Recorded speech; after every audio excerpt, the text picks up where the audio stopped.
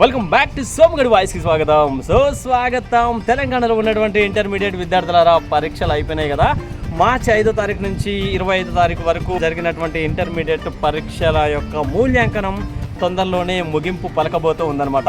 So అదేవిధంగా ఇంకొక వారం రోజులలో వాటి వాల్యుయేషన్ చేయడము, డిజిటలైజేషన్ చేయడం, ఇదంతా ఒక 1 వీక్ ప్రాసెస్ జరుగుతుంది. సో ఈ నెల 21వ తారీఖున ఇంటర్మీడియట్ పరీక్షల యొక్క ఫలితాలను విడుదల చేయాలని చెప్పేసి ఇంటర్మీడియట్ బోర్డు తెలపడం జరిగింది. విద్యార్థులారా, ఇంకేంది టెన్షన్, భయం, ఆతురత, ఆందోళన అలాంటి ఆలోచనలు ఏం పెట్టుకోకండి, ఓకేనా? కొంతమంది మార్కులు తక్కువ వచ్చినాయని, ఇంకొంతమంది ఫెయిల్ అయినని చెప్పేసి చాలామంది అక్కడక్కడ చనిపోతున్నారు విద్యార్థులు.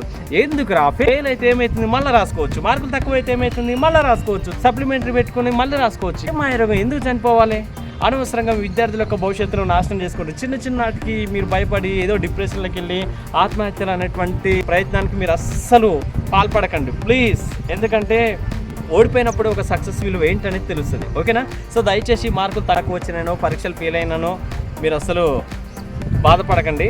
సో వాట్ ఈజ్ నెక్స్ట్ అనేది ఆలోచించండి, ఓకేనా?